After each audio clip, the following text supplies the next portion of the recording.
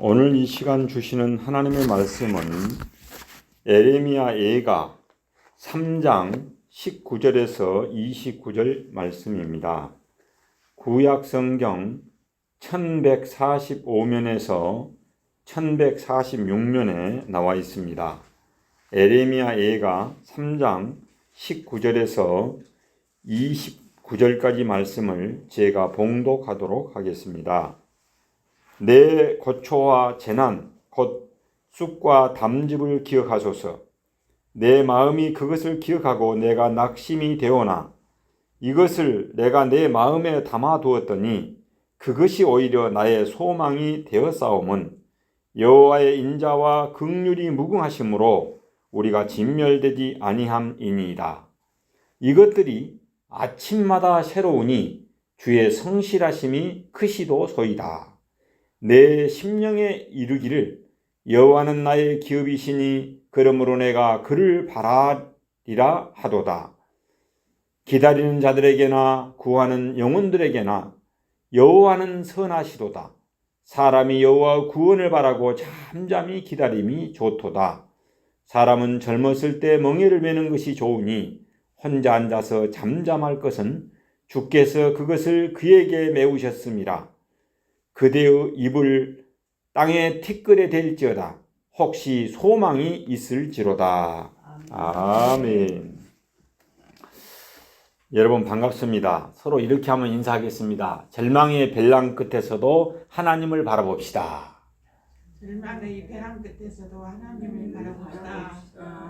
사랑합니다. 축복합니다. 사랑합니다. 축복합니다. 잘 오셨습니다. 잘 오셨습니다. 네, 여러분 오늘은 주현절 두 번째 주일입니다. 앞에 기록에 나온 대로 주인 주자, 주님 할 때 주자에다가 드러날 현자, 주현, 절기절자 해가지고 주님이 나타나신 날을 주현절이라고 말합니다. 또 공현절이라고도 부르기도 합니다. 공변된 공자에다가 그 현, 나타날 현자에서 공현절, 즉 공적으로 나타난 날이라는 의미로 공현절이라고 부르기도 합니다. 주현절의 의미는 여러분들이 다 알다시피 하나님이 세상에 자신을 드러내셨다라는 그런 의미입니다.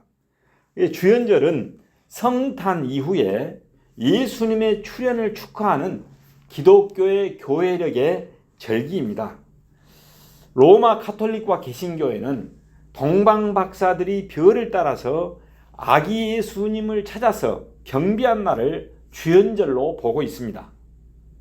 반면에 동방정교에서는 예수님께서 세례를 받는 그 날을 주현절로 이렇게 봅니다. 그 날짜는 전통적으로 1월 6일이나 나라에 따라서는 1월 2일부터 8일 사이를 주현절의 시작으로 이렇게 지키고 있습니다. 유대 민족이 바벨론에서 예루살렘에 돌아온 지 약 540년이 지난 후에 유대 땅 베들레헴에 예수님이 탄생했습니다. 예수님 탄생할 당시에 유대 백성들은 로마의 억압에 억눌려서 그렇게 살아가고 있었습니다. 우리 예수님은 온 인류에게 구원을 주시는 구원의 빛이셨습니다. 그래서 예수님이 탄생하기 700년 전에 이사야 선지자는 예언을 했습니다. 예수님이 앞으로 오실 그 예수님은 구원의 빛으로 오신다는 것입니다. 그 예언의 성취가 예수님을 통해서 완성되었습니다. 예루살렘아 일어나서 빛을 비추어라. 구원의 빛이 너희에게 빛이었으며 주님의 영광이 아침 해처럼 너희 위에 떠올랐다라고 이사야 선지자는 예언을 했는데 그 예언 그대로 이루어졌습니다. 세상을 창조하신 절대자 하나님이 어둠 속에서 살아가는 인류를 구원하기 위하여 자신이 구원의 빛이 되어서 이 땅에 오신 사건이 무엇이냐? 바로 아기 예수의 탄생 사건입니다. 그러므로 예수 그리스도는 온 인류의 희망이며 저와 여러분의 구원의 빛이 되어 있습니다. 하나님께서 사랑하는 여러분, 이 세상에서 가장 중요한 것이 무엇입니까? 저는 설교를 준비하면서 나도 모르게 한번 중얼을 했습니다. 이 세상에서 가장 중요한 것이 무엇일까? 가장 가장 중요한 것이 무엇일까라고 중얼거렸습니다. 이 세상에서 가장 중요한 것이 무엇일까라고 나는 나에게 되물어 보았습니다. 그리고 다시 고백했습니다. 벨랑 끝에서 신음하는 백성들에게 희망을 전해주는 것이다. 이렇게 결론 지었습니다. 우리 대한민국 백성들이여 희망을 잃지 맙시다. 제가 오늘 이 시간에 소개하고자 하는 그 하나님은 우리 조국의 희망이요 온 인류의 희망입니다. 오늘 본문에서도 이와 비슷한 사건이 기록되어 나오고 있습니다.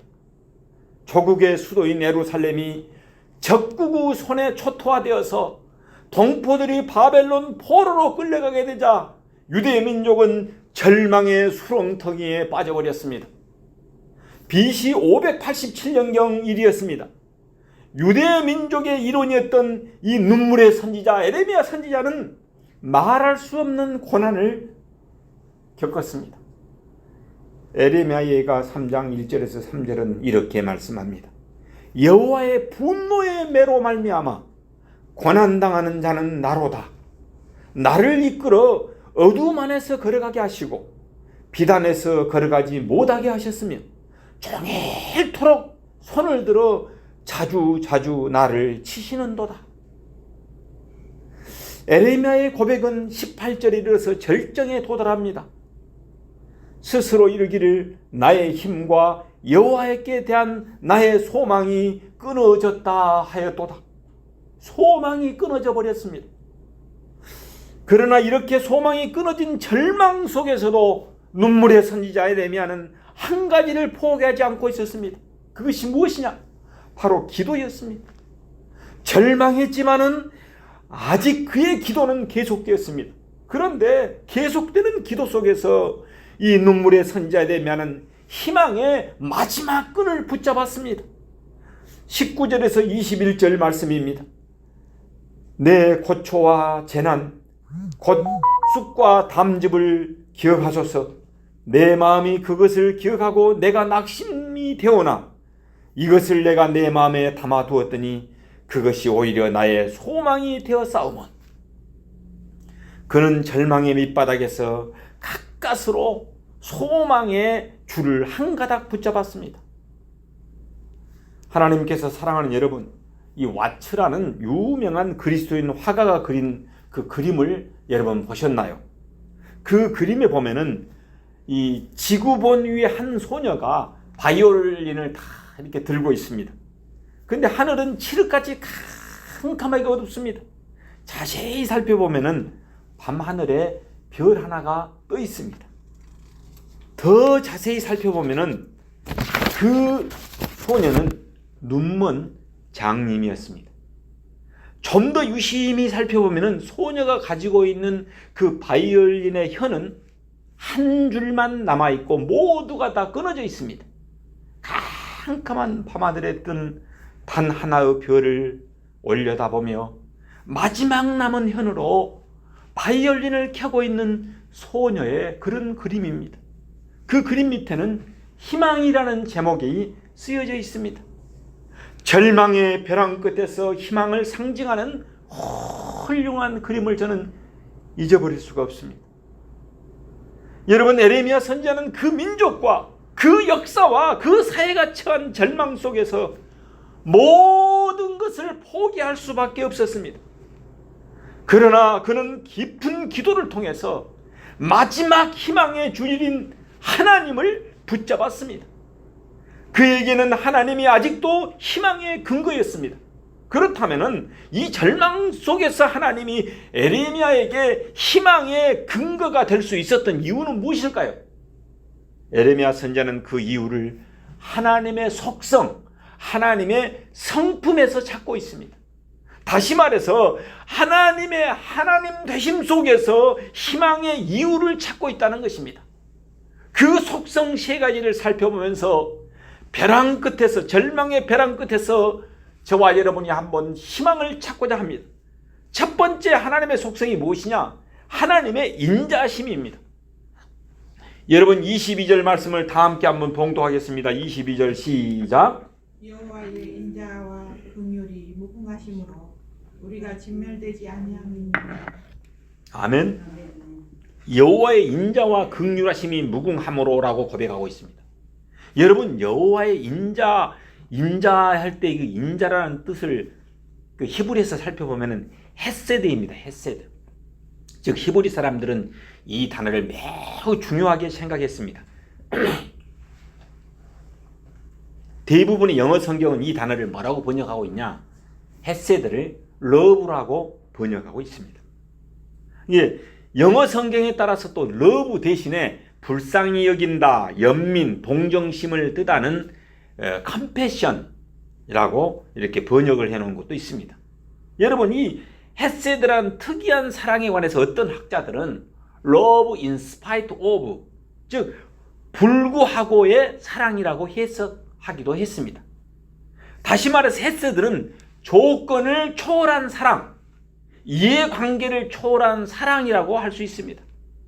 하나님께서 사랑하는 여러분, 일반 사람들이 주로 사용하고 있는 사랑의 대부분 어떻습니까? 조건적인 사랑입니다. 당신이 나를 사랑하니까 내가 사랑한 만큼 사랑하고, 조건적으로. 그래서 사랑이 조건이 충족되지 못할 때 어떻습니까? 이런 사랑은 쉽게 끊어질 수밖에 없습니다. 그런데 하나님께서는 우리를 조건 없는 사랑, 조건을 넘어선 사랑으로 사랑해 주십니다. 그것이 바로 오늘 본문에서 말하는 헤세드의 사랑입니다. 즉 하나님의 인자하심이라고 우리는 번역했던 것입니다. 인자하심. 우리 동양 사람이 인이라는 용어를 잘 알잖아요. 익숙하게. 그래서 인자하심, 그 하나님의 자비, 그런 뜻이 뭐냐면은 구약에서 말하는 헤세드입니다.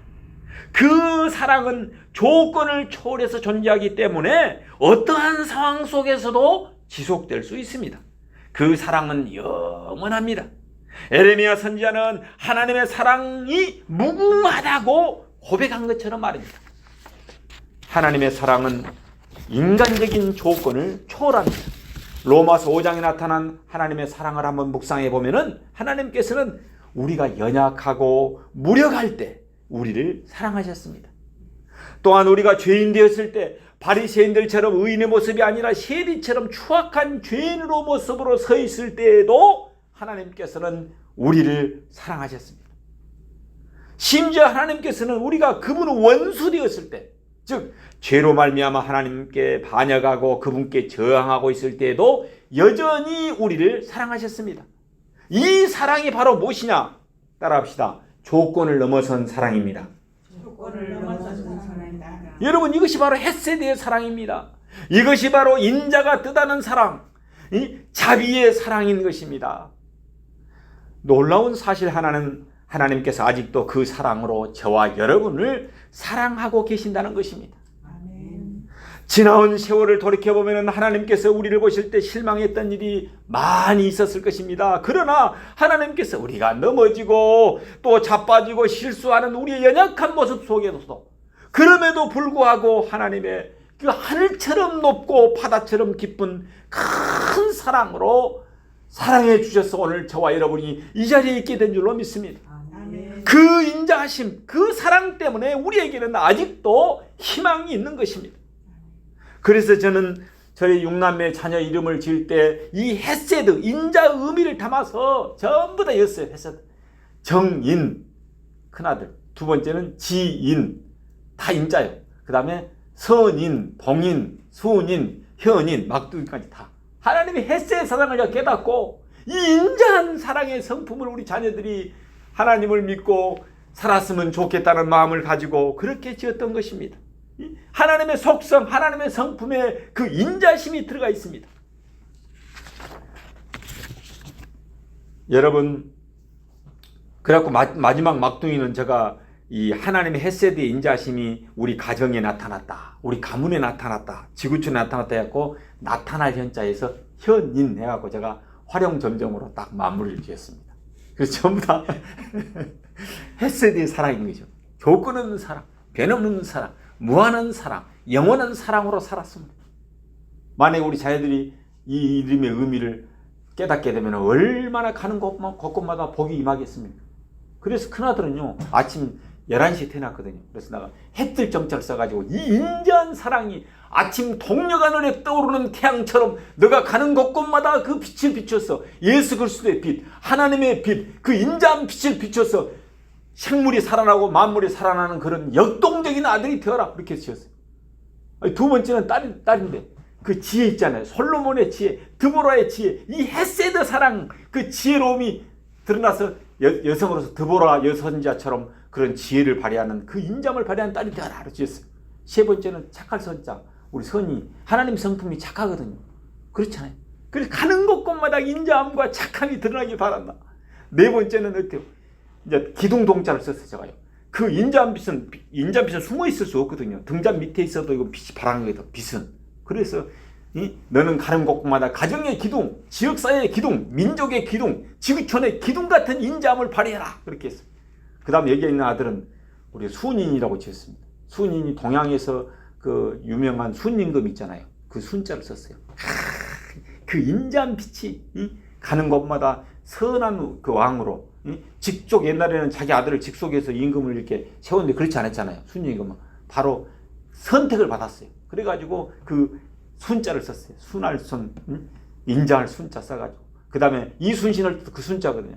가는 곳곳마다 그런 교사가 되어서 죽어가는 학생, 가난한 학생 차별하지 않고, 부주든 가난하든 차별하지 않고 그 인자한 사랑의 빛을 비추는 진짜 멋진 교사가 되어서 하나님께 영광을 돌렸으면 하는 마음으로 순인이 지었고, 마지막에는 우리 아내에게 글들합니다. 5명 나눴는데 지금까지 준 아들도 다 훌륭하고 좋은데 하나 더 줄 테니까 받을래냐 물어보더랍니다. 그래서 하나님 너무나도 힘드네요.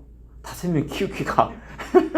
그런데 마지막 작품을 하나 더 줘가지고 나타날 현자로 짓고 이렇게 얘들을 지금 양육해서 건강하게 성장하고 있습니다. 여러분, 하나님의 조건 없는 이 초월적인 사랑을 힘입어 저는 하나님의 종이 되어서 헷세드의 이 사랑을 나누고 전하며 살고 있습니다. 하나님의 그 위대한 사랑 때문에 우리에게는 희망이 있는 것입니다. 우리 조국에도 희망이 있는 것입니다. 그렇습니다. 절망적인 환경과 여건 속에서 포기하지 않고 다시 일어서서 내일을 향해서 나아갈 수 있는 이유는 나를 여전히 사랑하시는 하나님의 그 인자함 때문인 것입니다. 하나님의 속성으로 두 번째는 무엇이냐? 하나님의 긍휼하심입니다. 여러분, 이 긍휼이라는 단어는 영어로 mercy라고 번역할 수 있습니다. 즉 긍휼은 저주받아서 마땅한 대상에게 저주를 중단하고 불쌍히 여기는 마음과 행동으로 접근하는 것이 무엇이냐? 바로 긍휼입니다. 이것을 번역하면 자비라고 번역할 수 있습니다. mercy. 그 당시 유대 백성들은 하나님 앞에서 저주를 받아 마땅한 자리에 있었습니다. 그들은 우상을 비롯한 심각한 부도덕에 자신을 내던지고 있었습니다. 그들에게 저주는 당연한 것이었습니다. 심판은 당연한 것이었습니다. 에레미야 선지자도 이것을 부인하지 않았습니다. 이 3장 1절에서 3절 말씀을 읽어보면 그 사실을 알 수 있습니다. 제가 한번 1절에서 3절까지를 봉독하도록 하겠습니다. 여호와의 분노의 매로 말미암아 고난당하는 자는 나로다. 나를 이끌어 어둠 안에서 걸어가게 하시고 비단에서 걸어가지 못하게 하셨으며 종일토록 손을 들어 자주자주 나를 치는도다. 눈물의 선지자 에레미야는 지금 하나님의 채찍질에 대해서 항의하고 있는 것이 아닙니다. 오히려 이것이 마땅한 저주임을 주님 앞에서 인정하고 있습니다. 그런 저주를 받을 수밖에 없는 자기의 삶을 주님 앞에 펼쳐놓고 묵상하고 기도하는 가운데 그 징계의 원인을 발견하게 됩니다. 또한 자기 백성에게 징계를 내리시는 하나님의 마음이 어떠한지도 동시에 깨닫게 됩니다. 32절에서 33절 말씀을 봉독하도록 하겠습니다. 그가 비록 근심하게 하시나 그의 풍부한 인자심에 따라 긍휼히 여기실 것임이라. 주께서 인생으로 고생하게 하시며 근심하게 하심은 본심이 아니시로다. 우리의 죄 때문에 그분께서는 우리를 근심할 수밖에 없는 자리에 두셨으나 그것이 그분의 본심이 아니라는 것입니다. 하나님께서 사랑하는 여러분, 놀라운 말씀 아닙니까? 죄를 지었으니 하나님께서 채찍을 받는 것은 당연한 일인 것입니다. 에레미야 선지는 이 당연한 징계라고 인정하는 동시에 채찍을 드시는 주님의 마음을 헤아렸습니다. 그는 다음과 같이 말씀하시는 주님의 음성을 들었습니다. 그것은 본심이 아니었노라.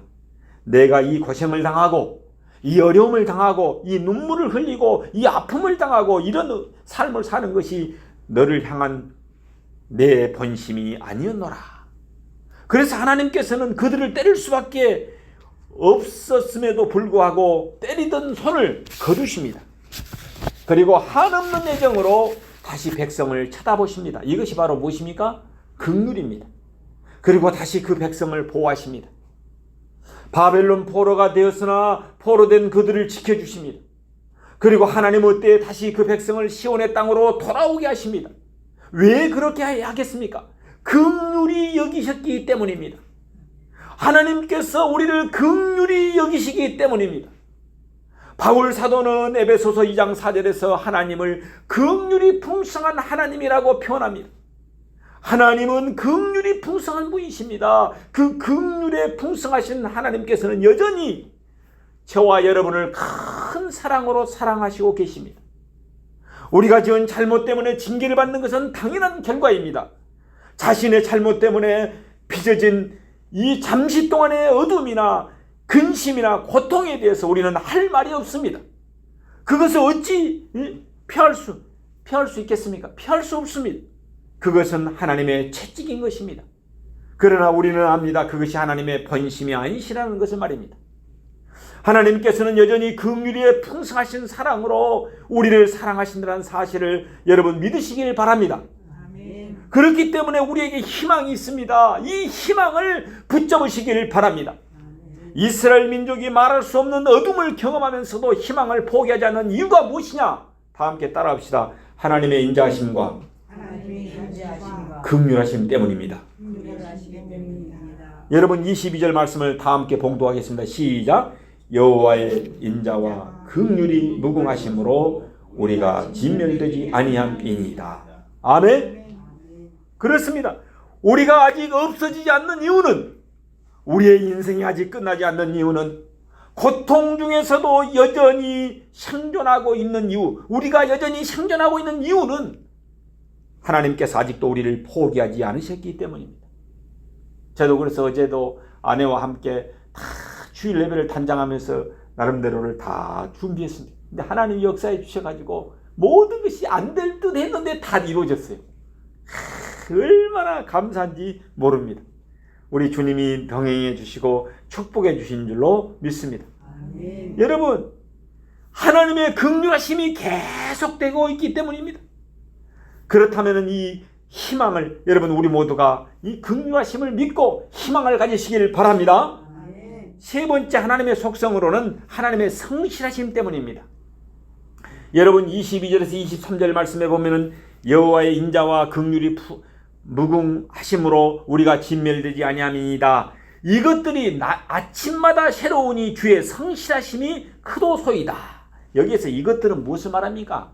이것들은 여호와의 인자와 긍휼을 가리키는 것입니다. 즉 만약 성실이라는 단어를 다른 말로 만약에 쉽게 설명해 본다면은 성실이 일관성이라고 바꿀 수 있겠습니다. 즉 하나님께서 우리를 일관성 있게 대해 주신다는 것입니다.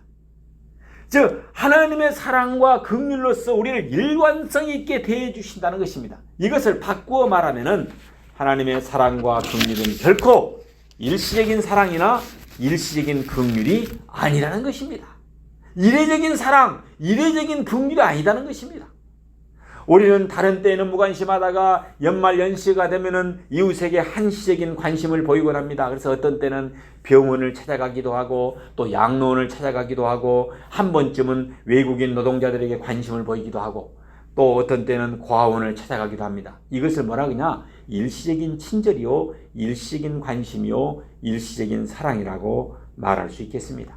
그러나 우리를 향하신 하나님의 사랑과 긍휼이 에레미야 선지자는 뭐라고 표현합니까? 따라합시다. 아침마다 새롭도다. 아침마다 새롭도다. 아침마다 새롭도다. 일시적이고 이례적이 아니다는 것입니다. 아침마다 새롭도다. 그분의 자비와 그분의 긍휼, 그분의 인자하심과 그분의 긍휼은 우리들 것과 달리 아침마다 날마다 새롭더라고 말씀하고 있습니다.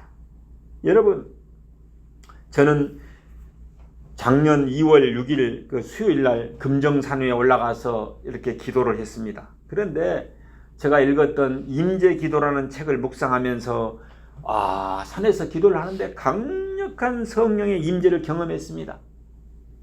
참으로 말로 표현할 수 없는 막 그 임재가 임하는 거예요. 많은 사람들은 10년, 20년 전, 30년 전 신앙 체험을 가지고 오늘을 살아가려고 합니다. 그러나 하나님께서는 한 번만 은혜를 주시는 분이 아니다라는 사실을 깨닫게 해 주셨습니다. 과거에 구원을 베풀고 성령을 주시며 나를 새롭게 하신 그 성령 하나님께서 오늘 또 동일하게 일하신다는 사실을 피부로 절감했습니다. 그분은 바로 이 순간에도 긍휼과 사랑으로 임하실 수 있다는 사실을 깨닫게 했습니다. 쓰러진 자를 일으켜 세우실 수 있고 피곤한 자를 새롭게 하실 수 있다는 사실을 깨닫게 되었습니다. 당신이 믿고 의지하고 있는 하나님은 이 시간도 성령으로 임하셔서 여러분들을 일으켜 세워줄 수 있는 전능하신 분이심을 믿으시기를 바랍니다. 아멘. 그분은 긍휼과 사랑이 아침마다 새롭게 다가오는 분이심을 믿으시기를 바랍니다. 아멘. 우리는 지난날 실패에도 불구하고 한결같은 이 주님 때문에 다시 희망을 가지고 내일을 향해서 오뚜기처럼 일어설 수가 있는 것입니다. 이제는 비록 실패했다 할지라도 오늘은 주님의 그 긍휼과 사랑과 새롭게 하심을 통해서 다시 일어설 수 있습니다. 그분은 넘어진 자에게 다시 기회를 주신 성실하신 분이기 때문에 그렇습니다. 그동안 비록 좌절과 낙심과 절망과 실패와 그런 점철된 그런 가득한 삶을 살아왔다 할지라도 우리가 또다시 내일의 소망을 가질 수 있는 것은 무엇 때문이냐? 따라합시다. 하나님의 긍휼과 사랑이 한결같이 풍성하기 때문입니다. 아멘. 이것이 바로 하나님의 성실하심입니다. 일관성이 있다는 거예요. 사람은 막 조석으로 마음이 변하잖아요. 산색은 변함이 없으나 조석은 인심은 조석변이라 했는데 하나님은 그 성실하심이 그 긍휼과 사랑이 한결같이 풍성하신 분입니다. 여러분, 그 성실하신 하나님을 찬양합시다.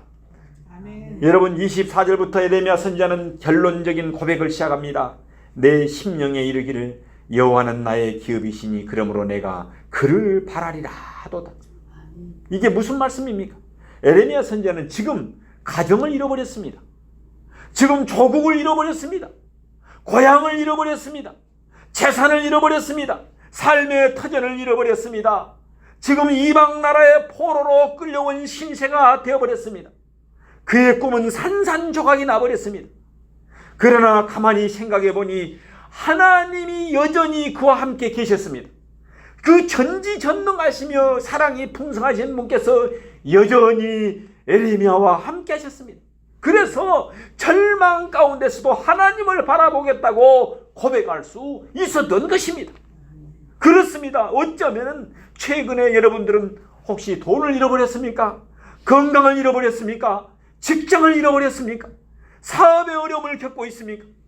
혹은 사랑하는 가족 중에 한 사람을 잃어버렸는지도 모릅니다. 그러나 여러분 생각해 보십시오. 이 많은 것을 잃어버렸지만 하나님은 여전히 당신과 함께하고 계십니다. 그리고 깊이 기도해 보십시오. 그분의 그 인자한 사랑과 그 긍휼의 손길이 여러분 성령님을 통해서 여러분의 가슴 속에, 여러분의 마음 속에 임하는 것을 느낄 수 있을 것입니다. 다른 것은 다 잃어버려도 하나님만 잃어버리지 않았다면 얼마든지 다시 일어설 수 있습니다. 그래서 에레미야 선지자는 고백합니다. 여호와는 나의 기업이시니 그러므로 내가 저를 바라리라. 하나님을 바란다는 것입니다. 그리고 고백은 25절에서도 계속됩니다. 기다리는 자들에게나 구하는 영혼들에게 여호와는 선하시도다. 오늘은 절망 속에서 하나님을 바라보십시오. 그리고 한 걸음 더 나가서 하나님을 기다리십시오. 여기서의 기다림은 무의도식하며 기다리는 수동적인 그런 기다림이 아니라 능동적인 기다림인 것입니다. 기도하며 기대하며 기다리시기를 바랍니다. 3기 따라합시다. 기도하며 기대하며 기다립시다. 구하는 영혼에게 베푸시는 여호와 하나님의 그 선은 궁극적인 선인 것입니다. 오늘은